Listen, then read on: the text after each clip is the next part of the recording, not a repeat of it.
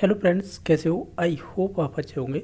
हम इस वीडियो में देखेंगे प्रीवियस में पर्टिकुलर साइकोलॉजी यानी मनोविज्ञान से संबंधित किस प्रकार के क्वेश्चन पूछे गए, हम वो देख रहे हैं इस वीडियो के अंतर्गत। तो चलो देख लेते हैं इसमें किस प्रकार के क्वेश्चन पूछे गए हैं।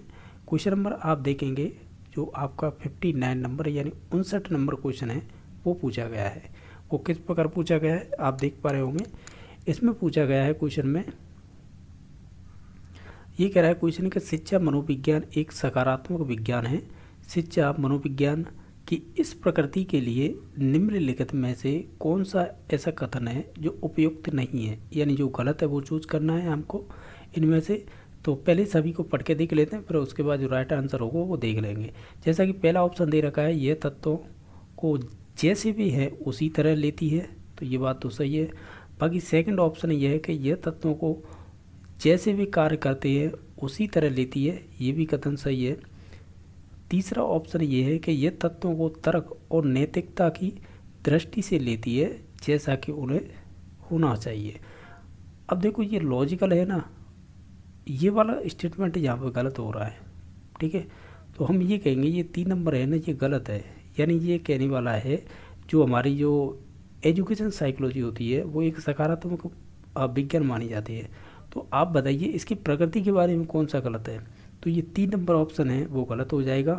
बाकी यह बालकों के व्यवहार को जैसा है उसी तरह लेती है, तो ये वाला सही हो। यानी 1 नंबर 2 नंबर और 4 नंबर ऑप्शन ये सही थे, गलत हो जाएगा 3 नंबर ऑप्शन है। इसमें ये कह रहा था कि ये तत्वों को तर्क यानी लॉजिकल और नैतिक यानी मॉरली की दृष्टि से लेती है और जैसा कि उन्हें होना चाहिए, तो ऐसा कहना गलत हो जाएगा। तो ऑप्शन नंबर इसका 3 सही हो जाएगा। क्वेश्चन नंबर आपका नेक्स्ट है, वो है 60 नंबर क्वेश्चन। इसमें पूछा है कि निम्नलिखित में से कौन सा शिक्षा मनोविज्ञान के संदर्भ में सही कथन नहीं है, वो चूज कीजिएगा। यानी इनमें से जो गलत है वो चूज करना है हमें। पहला ऑप्शन कह रहा है कि मनोविज्ञान के सिद्धांतों व परिणामों का शिक्षा के क्षेत्र में अनुपयोग शिक्षा मनोविज्ञान कहलाता है या शिक्षा मनोविज्ञान कहते हैं, तो ये कहीं ना कहीं सही है ऑप्शन। बाकी ऑप्शन देखते हैं। शिक्षा मनोविज्ञान मनोविज्ञान की वह शाखा है जो केवल शिक्षण से संबंधित होती है। तो केवल है ना, यानी केवल शिक्षण यानी टीचिंग से संबंधित होती है, ये कह रहा है, जबकि ऐसा नहीं है। वो चाहे फॉर्मल एजुकेशन की बात करें या इनफॉर्मल की बात करें या आप है जो व्यवहारिक होते हैं उसकी बात करें, सभी में मनोविज्ञान होता है। तो ऐसा कहना केवल कि शिक्षा में ही उपयोग होती है, तो ऐसा कहेंगे हम, ये कहेंगे ये गलत कथन है, ठीक है। बाकी 3 नंबर ऑप्शन ये था कि शिक्षा मनोविज्ञान शैक्षणिक परिस्थितियों के लिए या शैक्षणिक परिस्थितियों के मनोवैज्ञानिक पक्ष का अध्ययन करती है, तो ये कहीं ना कहीं सही है। बाकी 4 नंबर ऑप्शन है कि शिक्षा मनोविज्ञान शैक्षिक विकास का एक क्रमबद्ध अध्ययन करती है, तो ये बात कह सकते हैं स्टेटमेंट सही है। यानी 1 नंबर 3 नंबर और 4 नंबर ये कथन सही थे, जो गलत हो जाएगा वो 2 नंबर ऑप्शन हो जाएगा। अब मैं यही पूछा था कि कौन सा सही नहीं है।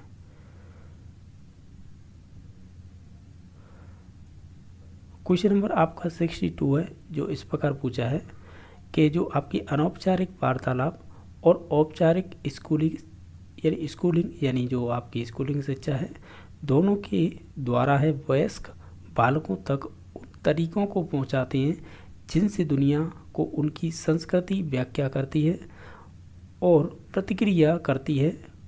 यह आधारभूत अवधारणा निम्नलिखित में से किस विकास सिद्धांत की संबंधित है, यानी किस सिद्धांत से संबंधित है, ऐसे कह सकते हैं विकास के किस सिद्धांत से संबंधित है।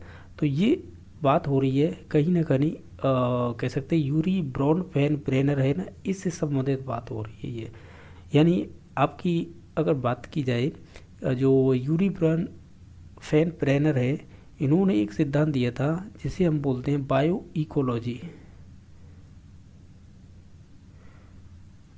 इकोलॉजी सिस्टम के नाम से इन्होंने एक सिद्धांत दिया था। इनमें इन्होंने बताया था कि जो बच्चे के चारों ओर जो इकोलॉजी यानी जो पारिस्थितिकी या वातावरण होता है, तो उन्होंने इन्हें 5 भागों में बांटा था।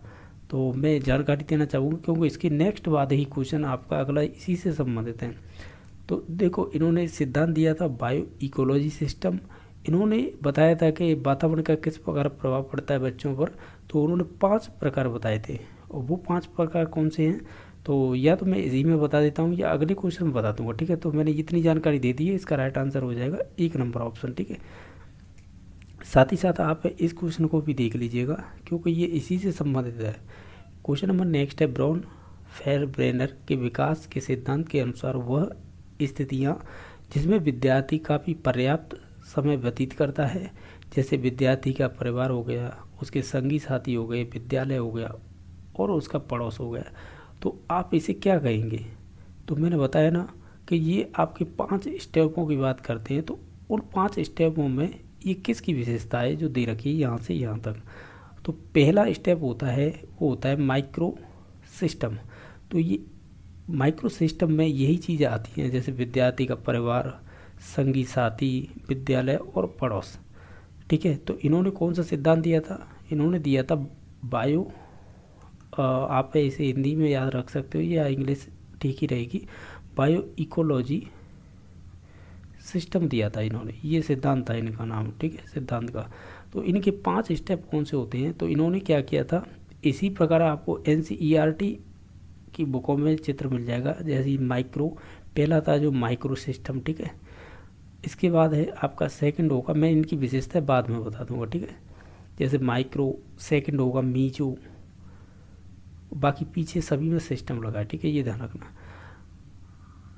इसके बाद तीसरा सिस्टम आएगा, उसका नाम होगा एक्जो, ठीक है, मैं यहाँ लिख देता हूँ, ये तीसरे नंबर का है, ये पहला हो गया था, ये दूसरा हो गया, और आपका चौथे नंबर का होगा, मैं इनके 5 के नाम बता देता हूँ, ठीक है। एक्जो हो गया, इसके बाद आएगा मैक्रो, 4 नंबर पर मैक्रो,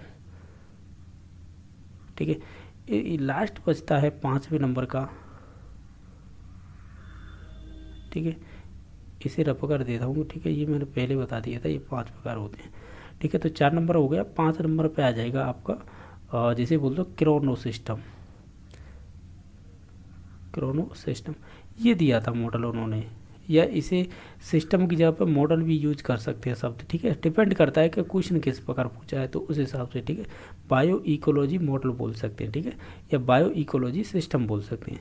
तो इन्होंने ये 5 स्टेप बताए थे, तो जिसमें उन्होंने बताया था अगर इसकी बात की जाए माइक्रो की, तो माइक्रो के अंदर देखो ये जैसे परिवार, ठीक है, संगी साथी, विद्यालय, पड़ोस, ये आ जाएंगे।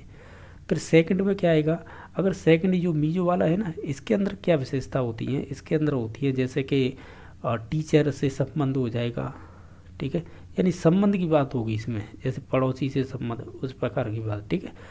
फिर होगा तीसरे नंबर पर एक्जो, इसमें एक्जो की विशेषता क्या होती है, इसमें होती है जैसे कि आप ऐसे बोल सकते हो कि जैसे जो बच्चा रह रहा है जिस परिवार में, तो उसकी जैसे परिवार की आर्थिक स्थिति, ठीक है, आर्थिक स्थिति की बात हो जाएगी, धार्मिक स्थिति की, यानी किस धर्म को मानते हैं उस हिसाब से, ठीक है। तो ये इसकी ये विशेषता हो जाएगी।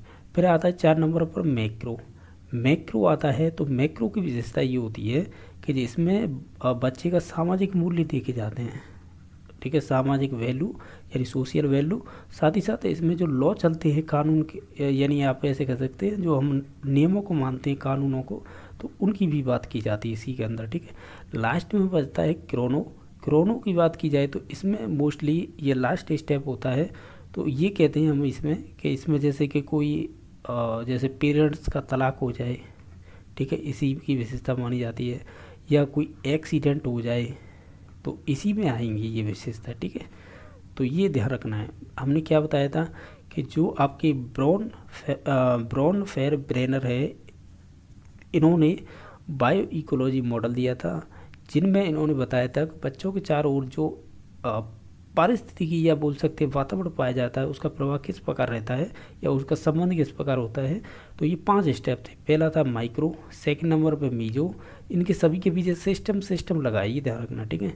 Micro system, meso system, exo system, macro system और क्रोनो सिस्टम, ये इस प्रकार डिवाइड कर रखे थे, ठीक है। तो इसमें जो पहली विशेषता थी हमें यही क्वेश्चन पूछी थी, जैसे कि विद्यार्थी का परिवार, संगी साथी, विद्यालय और पड़ोस, तो ये माइक्रो की विशेषता हो गई, ठीक है। बाकी इसमें हिंदी में दे रखे हैं, तो एक काम कीजिएगा, मैं इधर से रब कर दूँगा, यहाँ से कर देता हूँ, ठीक है। जैसे कि इसमें ऑप्शन दे रखे हैं, ऑप्शनों को ध्यान से देखिएगा। देखो, पहला है माइक्रो, सेकंड है मीजो, ये बात सही है। इसमें जो मैक्रो है ना तीसरे नंबर पे, इसके बीच में एक्जो आ जाएगा, ठीक है। तो फिर उसके बाद 4 नंबर पर मैक्रो हो जाएगा। और ये एक चीज़ ध्यान रखना, क्या रखना, पहले पे माइक्रो हो गया, ठीक है, दूसरे पे मीजो हो गया, ये भी बात सही है। तीसरे पे जो 4 नंबर ऑप्शन पे दे रखा है ना, ये हो जाएगा, क्योंकि मैंने वहाँ पे मैं क्रम में ही बता देता हूँ, हटाओ, क्योंकि ये बार बार ऐसे लिखने से कुछ नहीं हो रहा। जैसे कि पहले पे था ये वाला मैंने जो बताया था, दूसरे पे ये हो जाएगा, तीसरे पे ये हो जाएगा, चौथे पे हो जाएगा आपका जिसे हम कह रहे थे मैक्रो, ये वाला, देखो ये वाला, ठीक है, ये 4 नंबर पे। और जो मैं 5वां बताया था वो बताया था मैंने क्रोनो सिस्टम। ये 5 प्रकार होते हैं, ठीक है। तो ओवरऑल हमने सभी बात कर ली, सभी की विशेषता बता दी है। भविष्य में इससे अगला क्वेश्चन बने तो वो भी ध्यान रखना है, ठीक है। इसके साथ ही आप और चीज़ ध्यान रख सकते हो, क्या रख सकते हो,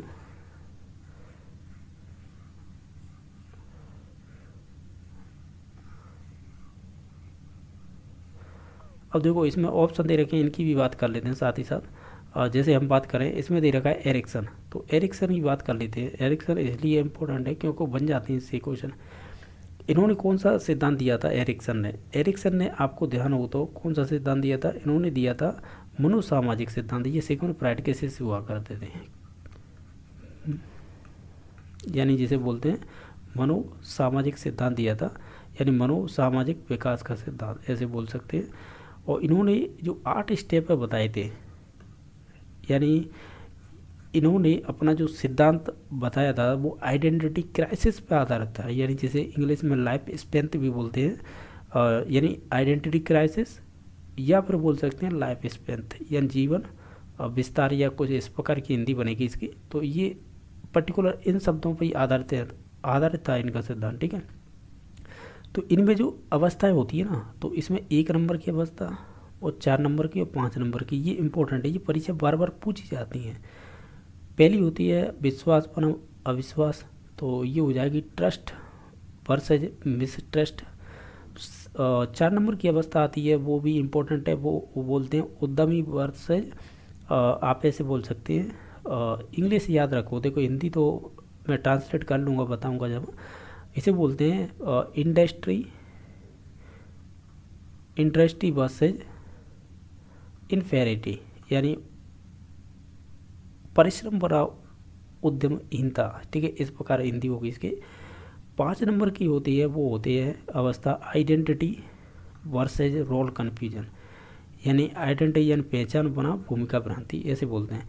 तो ये 3 स्टेप हैं, यानी 3 अवस्थाएं। स्टेप है क्या हैं, ये 3 अवस्थाएं हैं जो इम्पोर्टेंट हैं, ठीक है, ये ध्यान रखना है, ठीक है। बाकी होती तो 8 अवस्थाएं हैं, लेकिन मैंने 3 ही डिस्कस की क्योंकि ये परीक्षा में बार बार पूछी जाती हैं, ठीक है। इसके अलावा आप है देखो जीन प्याजे की बात करें तो ये भी शानदार क्वेश्चन बनते हैं यहाँ से।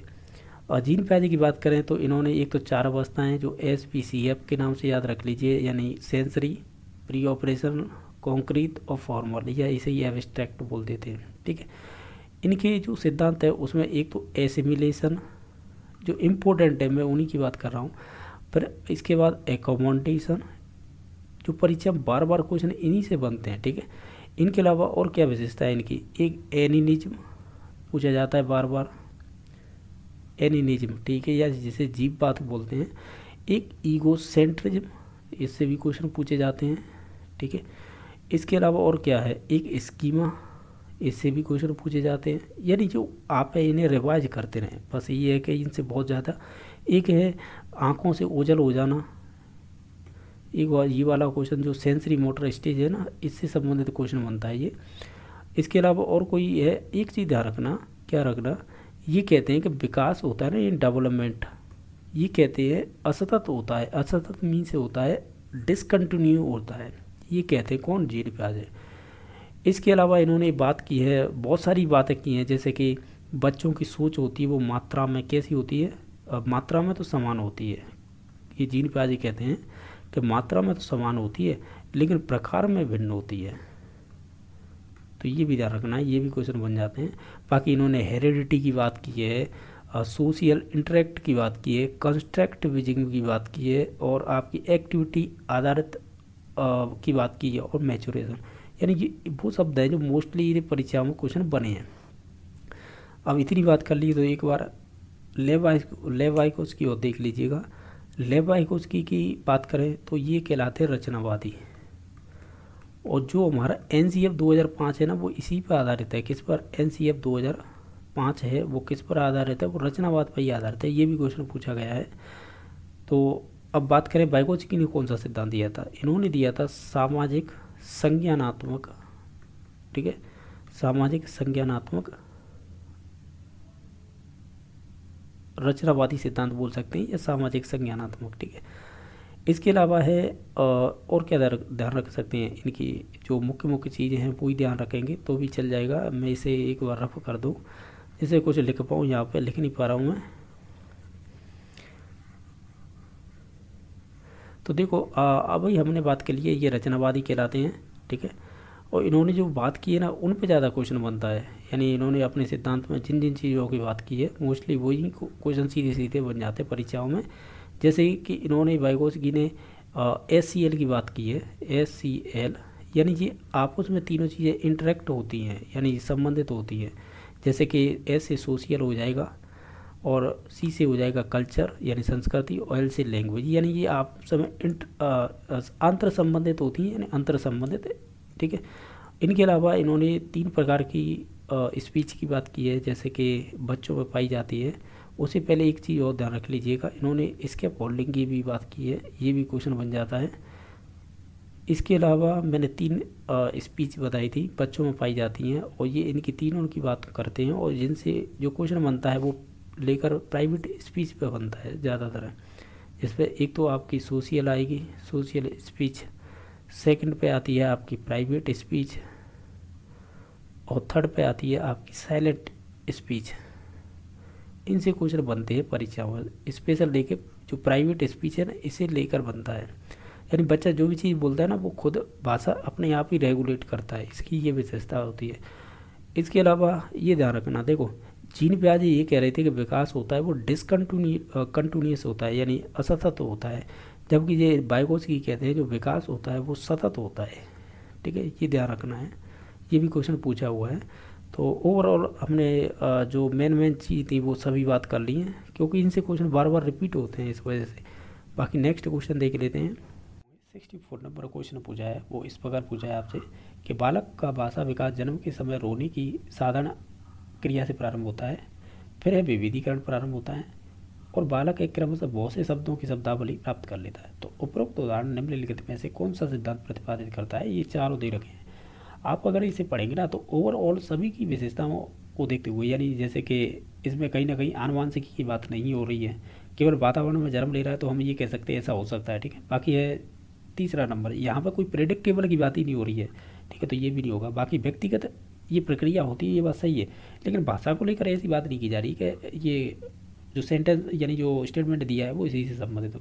हाँ, लेकिन ये ज़रूर बात है कि पहले तो वो सामान्य चीज़ें सीखेगा, फिर बाद में जाके विशिष्ट सीखेगा। आप एक इसका सेंस लगा सकते हैं, कैसे कि देखो इसमें कई चीज़ें हैं, जैसे कि पहली बार वो रोना स्टार्ट करता है उसे क्रंदन कहते हैं, ये परीक्षा पूछा हुआ क्वेश्चन, ठीक है, पहली बात।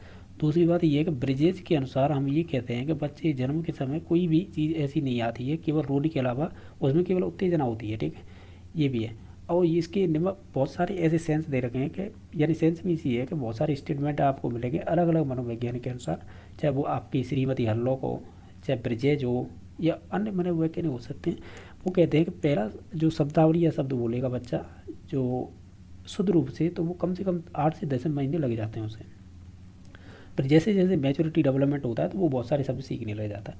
ओवरऑल मैंने ये आंसर बताने की यहाँ पर ये कह रहा हूँ कि बहुत सारे शब्द सीखेगा वो, जैसे जैसे मैच्योरिटी आएगी वो डेवलपमेंट होगा, लेकिन उनका कहाँ पर उपयोग कैसे करना है तो वो विशिष्ट हो जाएगा उसके लिए, ठीक है। तो एक लॉजिक यही दे सकते हैं, क्योंकि वो विभेदीकरण प्रारंभ करेगा, फिर बालक क्रमशः बहुत से शब्दों की शब्दावली प्राप्त करेगा। तो यानी यही है कि पहले तो वो सब चीज़ सामान्य में तो सभी चीज़ें सीख रहा है, वो विभेदीकरण भी करेगा, तो विभेदीकरण करने के बाद ही उन शब्दों का क्या कहाँ पर उपयोग करना है तो वो विशिष्ट होने लग जाएंगे। इसका एग्जाम्पल ये दीजिएगा, देखो आपने देखे होंगे बहुत सारे प्रीवियस के क्वेश्चन, उसमें ये कहा जाता है कोई बच्चा है पूरे पंजे के साथ कोई चीज़ उठाता है, लेकिन जैसे जैसे मैच्योरिटी डेवलपमेंट होता है तो वो फिर उंगलियों से उठाने लग जाता है उन्हीं चीज़ों को। इसका मतलब ये है कि पहले वो पूरे हाथ से कोई चीज़ पकड़ने की कोशिश कर रहा था, यानी सामान्य अनुक्रिया कर रहा था। लेकिन जैसे उसे मालूम पड़ा या जैसे जैसे डेवलपमेंट हुआ, उसका मैच्योरिटी आई, तो उसे क्या हुआ, वो विशिष्ट अनुक्रिया करने लगे, यानी पर्टिकुलर उसे मालूम पड़ गया कि इन चीज़ों को उठाएंगे तो उंगली से भी उठा सकते हैं। तो ये एक सेंस निकाल सकते हैं यहाँ पे। हालांकि ये भाषा है, जैसे जैसे कह सकते हैं वातावरण में रहेगा तो निश्चित तौर से सीखी जाएगा। तो हम ये लॉजिक लगा सकते हैं, बाकी आप अपने आधार पर देख लें। नेक्स्ट क्वेश्चन नंबर है कि अधिगम के निर्धारक नीचे दिए गए हैं, यानी जो डिटर्मिनेंट हैं वो दे रखे हैं कि जो अधिगम को निर्धारित करते हैं वो, चाहे तो वो अधिगम की प्रकृति हो, चाहे अभिप्रेरणा हो, चाहे विन्यास का प्रभाव हो या अभ्यास, ये सभी निर्धारक माने जाएंगे। तो ऑप्शन नंबर इसका फिर 4 नंबर हो जाएगा। क्वेश्चन नंबर नेक्स्ट है, ये कह रहा है निर्मितवादी की बात कर रहा है कि निर्मितवादी अधिगम के लिए निम्नलिखित में से कौन सी उपयुक्त परिस्थिति होगी। जैसे ऑप्शन नंबर 1 कह रहा है कि अधिगम कहता है कि पूर्व ज्ञान पर आधारित नया ज्ञान देना चाहिए। निश्चित तौर से यही आपका निर्मितवादी कहते हैं, यानी यही कहते हैं कि बच्चे को जो भी सिखाना चाह रहे हो उसे पूर्व ज्ञान पर जोड़ते हुए पढ़ाइएगा, उससे अधिगम अच्छा होगा। सेकंड कथन दे रखा है कि अर्थपूर्ण कार्य का निर्माण करना, तो ये भी बात सही है, यानी मीनफुल हो कोई भी टास्क हो और उसे कंस्ट्रक्ट करेंगे, यानी रचनावादी यही तो बात करते हैं। कंस्ट्रक्ट मीन बच्चा खुद करके सीख रहा है उस हिसाब से।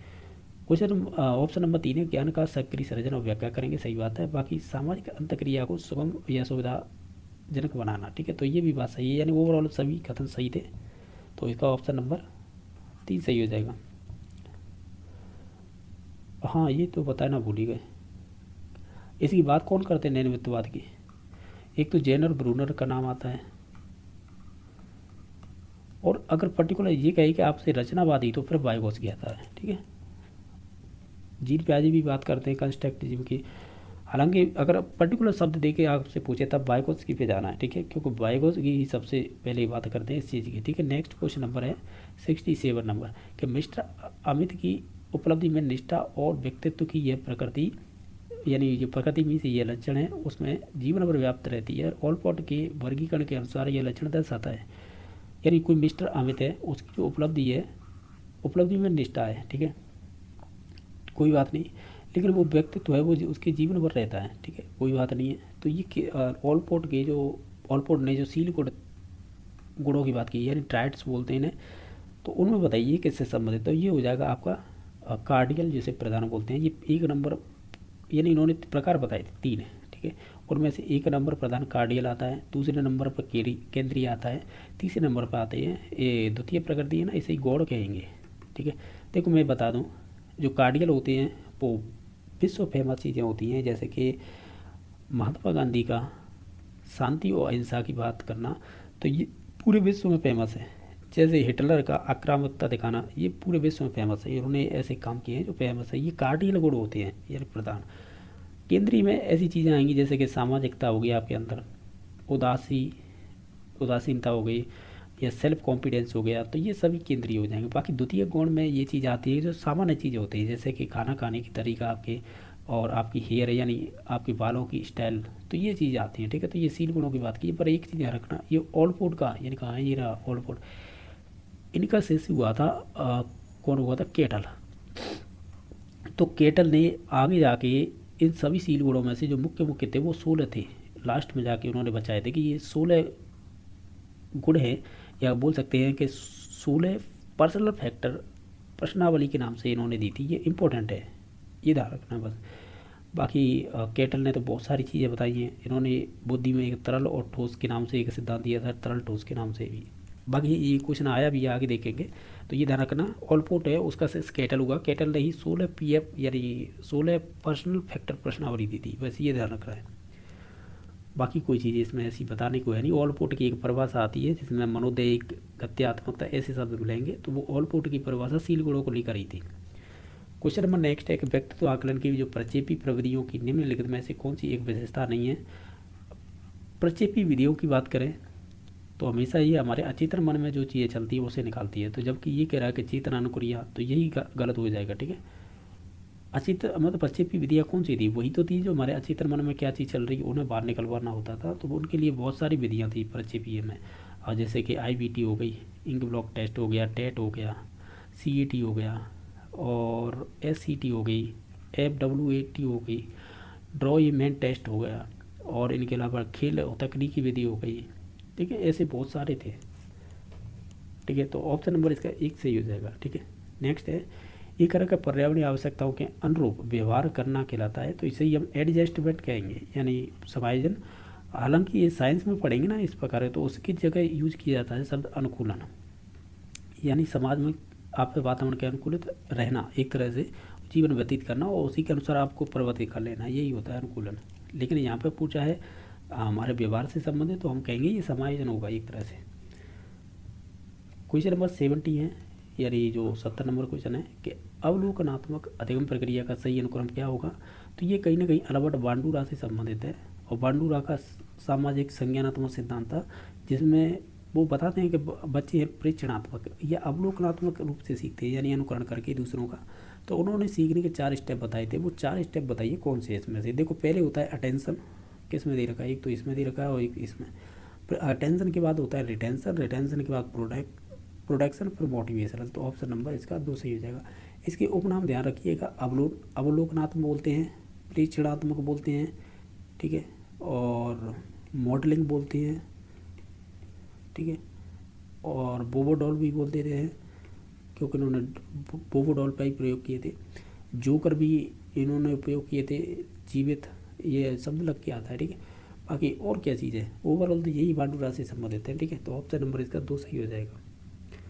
क्वेश्चन नंबर जो हम बात कर रहे थे ना, वो ये आ गया यहाँ पे, निम्नलिखित में से कौन सा है हार्वर्ड गार्डन के बहुबुद्धि सिद्धांत का एक प्रकार नहीं है। तो देखो, तरल बुद्धि है ना, ये मैं बात कर रहा था, ये केटल से संबंधित है। जब आप बुद्धि चैप्टर पढ़ेंगे ना, वहाँ पर केटल ने बुद्धि को 2 प्रकार से बांटा था, एक तो तरल बुद्धि, एक ठोस। तो तरल बुद्धि होती है वो जन्मजात होती है, यानी जो आनुवांशिकी से संबंधित होती है। ठोस होती है वो अर्जित होती है।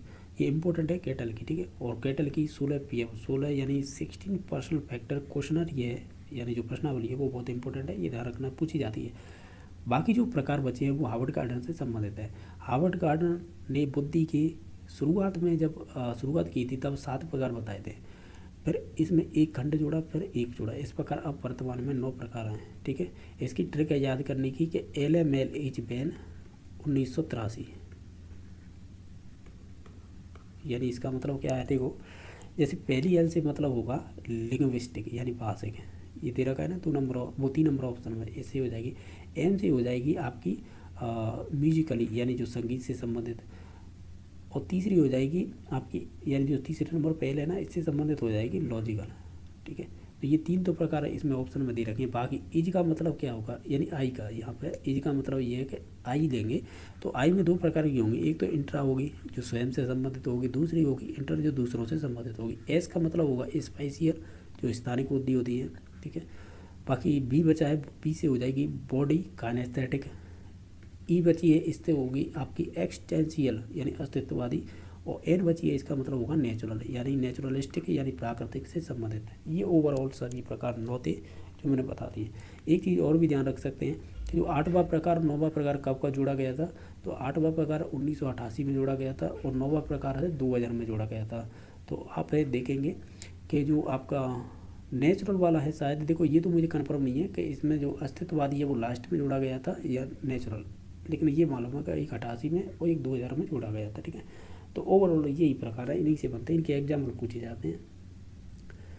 और क्वेश्चन नंबर नेक्स्ट देख लीजिएगा, जैसे कि एक सेकंड,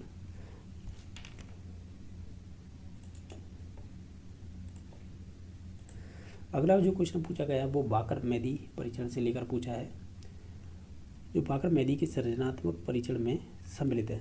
तो क्या क्या चीज़ सम्मिलित हैं, देखो, इसमें से अगर सही ऑप्शन की बात की जाए तो वो 4 नंबर हो जाएगा, क्योंकि इसमें देखो 4 तो शाब्दिक होंगे और 3 होंगे अशाब्दिक। अगर हालांकि इसके वर्गीकरण को देखें ना, बाकर मेदी के, जो बाकर मेदी का जो सृजनात्मक परीक्षण है, इसमें एक तो वर्बल होते हैं, वर्बल का मतलब होता है शाब्दिक, दूसरा होगा नन वर्बल, नन वर्बल का मीन्स होगा अशाब्दिक। तो इसमें क्या है, ये आपके 4 प्रकार के हैं, और जो नन वर्बल हैं वो 3 प्रकार के हैं। अब मैं अगर नाम बताना चाहूँ तो इनके मैं बता सकता हूँ। ठीक है, जैसे कि इसके बात की जाए कि जो वर्बल है वो 4 प्रकार इस प्रकार हैं, मैं देखो नाम बता देता हूँ। पहला होगा परिमाण परीक्षण, दूसरा होगा आपका असामान्य प्रयोग परीक्षण, तीसरा होगा नवीन संबंधों का परीक्षण, और चौथा होगा परीक्षण सुधार। तो इस प्रकार ये 4 प्रकार थे। ठीक है, बाकी ये आपके नॉन वर्बल थे वो 3 प्रकार थे, जिनमें से पहला था जिसे बोलते हैं चित्र बनाने की क्रियाएं, और सेकंड हो जाएगा चित्र पूर्ति क्रियाएं, और चौथा हो जाएगा त्रिभुज और अंडाकार क्रियाओं को बनाना। तो इस प्रकार है, इसमें ध्यान रखना इन चारों प्रकारों में तो आपको टाइमिंग पूछी जाती है, इसमें टोटल समय कितना लगता है, तो ध्यान रखना 48, और इधर की बात करें नॉन वर्बल में 35 मिनट लगती हैं। जैसे कि पहला जो मैंने बताया ना परिणाम परीक्षण, इसमें 12 मिनट लगती हैं, ठीक है। और दूसरा था आपका असामान्य प्रयोग परीक्षण, इसमें 15 मिनट। तीसरा बताया था नवीन संबंध, तो इसमें 15 मिनट। और जो लास्ट का बचता है उसमें 6 मिनट लगती हैं 4 नंबर वाले में। तो इस प्रकार टोटल करेंगे तो वो 48 मिनट आता है। इसी प्रकार ये तीनों में था। तो ओवरऑल ये था सृजनात्मकता से संबंधित था। इसके अलावा आप याद रख सकते हैं टॉरेंस का हो गया आपका, ठीक है, वो भी सृजनात्मकता से संबंधित है। पाकर मैदी हो गया, जलूटा का हो गया। तो ये चीज़ें पढ़नी होती है, जो बुद्धि चैप्टर पढ़ते हैं ना उसमें संबंधित है ये। तो इसका ऑप्शन नंबर 4 सही हो जाएगा। नेक्स्ट क्वेश्चन नंबर है 73। इसमें पूछा कि निम्नलिखित में से कौन सा जैविक कारक नहीं है इसमें से। तो देखो जैविक का मतलब फिजिकली होती है हमारी आवश्यकता है, जैसे भूख हो गई, प्यास हो गई, लैंगिक अंतर्नोद होगा। लेकिन जिज्ञासा है ना, ये हमारी फिजिकली आवश्यकता नहीं है, ठीक है। तो यही राइट आंसर हो जाएगा, क्योंकि हमें यही पूछा था कौन सा सही नहीं है। क्वेश्चन नंबर 74 है। इसमें पूछा गया है कि जो अब्राहम मैस्लो के सिद्धांत में अविकल्पित उच्चतम आवश्यकता क्या है, तो वो हो जाएगी आत्मसिद्धि, जिसे सेल्फ एक्चुअलाइजेशन बोलते हैं। और अब्राहम मैस्लो है ये मानवतावादी हैं। मानवतावादी यानी मीन्स ये कि ये ह्यूमैनिटेरियन या ह्यूमनिस्टिक कहलाते हैं। इन्होंने हायरार्किक थ्योरी दी थी, जिसे हायरार्किक नीड थ्योरी बोलते हैं, यानी आवश्यक पदानुक्रम का सिद्धांत बोलते हैं। इन्होंने क्या किया था, मैं इसके बारे में थोड़ी सी जानकारी देना चाहूँ। इन्होंने प्रेरक थे, प्रेरक को 2 भागों में बांटा था। एक तो इनबॉर्न होती हैं यानी जन्मजात, और दूसरे होते हैं एक्वार्ड जो अर्जित होते हैं। जन्मजात यही भूख प्यास ये वाली चीज़ें हो जाएंगी। एक्वार्ड का मतलब ये जैसे अवार्ड प्राप्त करना, सम्मान प्राप्त, अवार्ड हो जाएगा और उपलब्धि, ठीक है। तो ये सभी हो जाएंगी बाह्य यानी अर्जित, और ये हो जाएंगी इनबॉर्न जो जैसे कि भूख प्यास लैंगिक, ठीक है। बाकी और भी एग्जाम्पल हो जाएंगे, लेकिन मैं तो बता रहा हूँ समझाने के लिए। बाकी अब्राहम मैस्लो का जो पदानुक्रम सिद्धांत है ना, ये बहुत इंपॉर्टेंट इसलिए हो जाता है, क्यों यूँ हो जाता है, इन्होंने जो पदानुक्रम बताए थे ना, तो वो इस प्रकार बताए थे कि इनकी एक ट्रैक है पीसलेस के नाम से।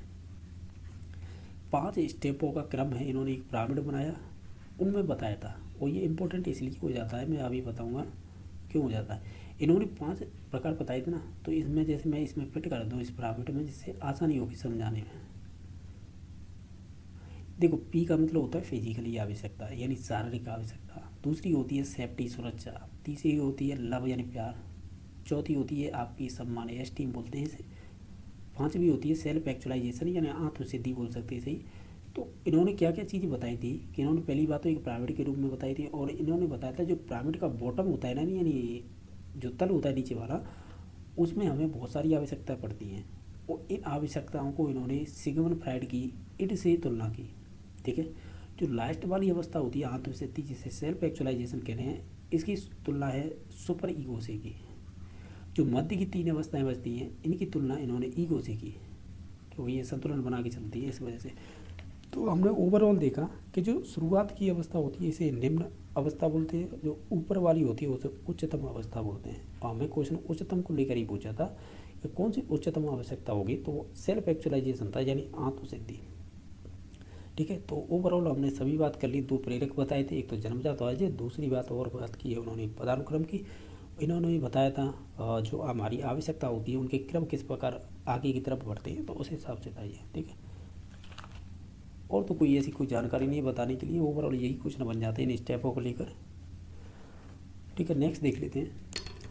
और नेक्स्ट तो सामने ही क्वेश्चन है, अब नेक्स्ट सामने है तो देख लेते हैं क्या क्वेश्चन है। देखो ये नेक्स्ट क्वेश्चन पूछा है थॉर्नडाइक का, जैसा देख पा रहे होंगे 75 नंबर है। ये कह रहा है आपसे कि थॉर्नडाइक के बहुकारक सिद्धांत के अनुसार है एक गुणधर्म यानी जिसे विशेषता बोल रहे हैं किसी कार्य की कठिनाई को संदर्भित करता है जो एक व्यक्ति हल कर सकता है, कहलाता है। देखो थॉर्नडाइक का जब आप बुद्धि में सिद्धांत पढ़ते हैं मल्टीफैक्टर थ्योरी, तो मल्टीफैक्टर थ्योरी में ये बताया गया था कि जितनी बड़ी समस्या का लेवल होगा ना, हमारा मानसिक विकास भी उसी लेवल पर होगा। यानी ओवरऑल अगर आप एक स्टेटमेंट में कहें कि ये कहना क्या चाह रहा है क्वेश्चन, हम कहेंगे अगर आपकी कठिनाई का स्तर बढ़ने से बुद्धि का स्तर बढ़ जाता है, ये लॉजिक ध्यान रखिएगा, क्योंकि ये बार बार परीक्षा में क्वेश्चन बनता है। जितनी बड़ी कठिनाई का स्तर होगा हमारी मानसिक विकास भी उसी लेवल का होगा, यानी कठिनाई के स्तर के अनुसार। तो ये लेवल की बात हो रही है यहाँ पर। इसी मल्टी फैक्टर थ्योरी के सिद्धांत को ही हम एनार्किक यानी तत्वहीन सिद्धांत कहते हैं। इसे ही आप क्वांटिटी थ्योरी यानी मात्रात्मक सिद्धांत के बोलते हैं। यानी इन्होंने ये कहा था कि बुद्धि है कई इकाइयों की होती है, यानी कई इकाइयाँ पाई जाती हैं हमारे मस्तिष्क में या बुद्धि में, ठीक है। तो यानी ये कहते हैं कि हर एक फैक्टर रोल अलग अलग होता है फैक्टर का, ये बात करते हैं मोस्टली, ठीक है। तो ओवरऑल देखा जाए इनके अलावा जैसे कि अधिगम में इनकी बात करें तो बहुत सारी चीज़ें बताई इन्होंने। 3 तो मुख्य नियम, 5 गॉड नियम, इनकी ऐसा थ्योरी है स्टिमुलेट रेस्पॉन्स थ्योरी।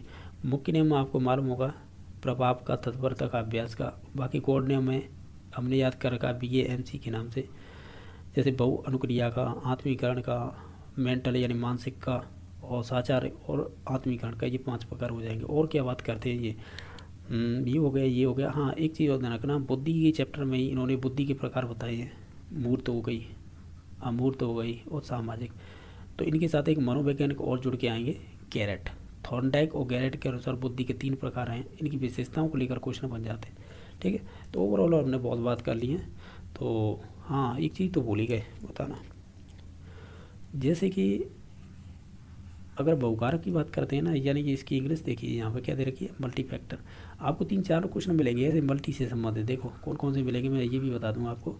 जैसे ये तो मल्टी फैक्टर तो बहुकारक हो गया। अब आएगा मल्टी, देखो मल्टी फैक्टर हो गया, ग्रुप फैक्टर हो जाएगा एक, ठीक है। मल्टी फैक्टर थ्योरी हो गई, और एक हो जाएगा ग्रुप फैक्टर। ग्रुप फैक्टर किससे संबंधित है, ये आपके थर्स्टन से संबंधित है।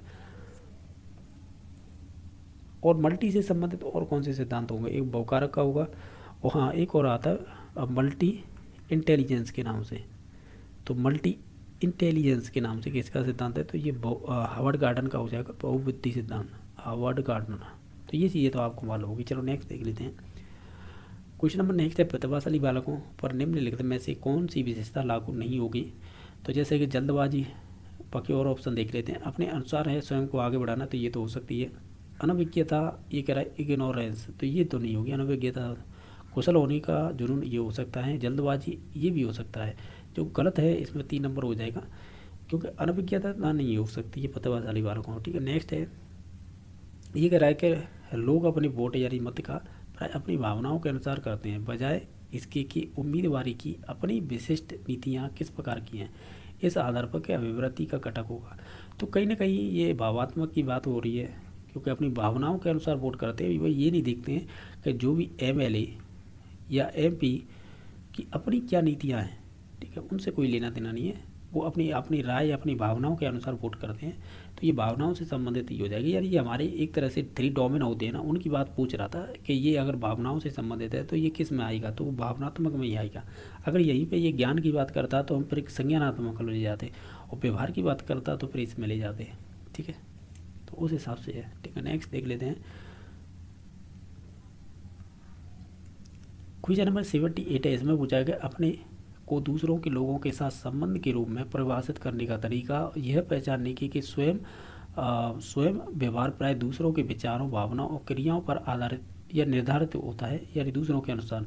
तो आपका ये प्रत्यय यानी आत्म प्रत्यय का मतलब सेल्फ कॉन्सेप्ट का दृष्टिकोण क्या होगा, यानी ये दृष्टिकोण किससे संबंधित होगा। तो आप ओवरऑल देखा जाए ना, पूरे सेंटेंस में आपने दूसरों के विचारों, दूसरों के व्यवहार, दूसरों की भावनाओं से ही निर्धारित हो रहे हैं, तो निश्चित तौर से आप दूसरों पर डिपेंड है, तो उसे ही बोलते हैं इंटरडिपेंडेंट यानी अंतःक्रिया। तो ऑप्शन नंबर 3 सही हो जाएगा। क्वेश्चन नंबर नेक्स्ट है कि विद्यार्थी को नई विषय वस्तु को छोटे छोटे भागों में सरल पदों में पूर्व में जो वह जानता है उसे संबंधित का प्रस्तुत करना होता है, उनसे संबंधित ही प्रस्तुत करना होता है या प्रस्तुत करना चाहिए। शिक्षण की यह व्यूहरचना निम्नलिखित में से किससे सर्वाधिक उपयुक्त होगी।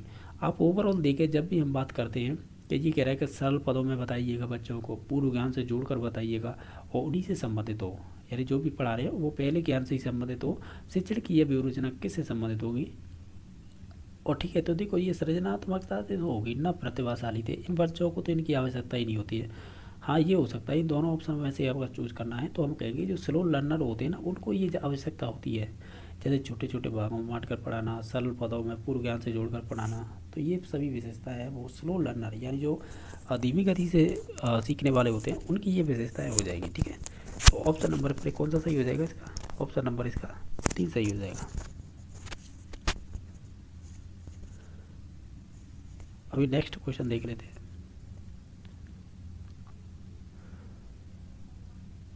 तो ओवरऑल हमने जो भी क्वेश्चन डिस्कस किए हैं ये परीक्षा में पूछे हुए क्वेश्चन है। ठीक है, अगर किसी क्वेश्चन को लेकर डाउट है तो आप कमेंट में बता देना। बाकी वीडियो को देखने के लिए धन्यवाद।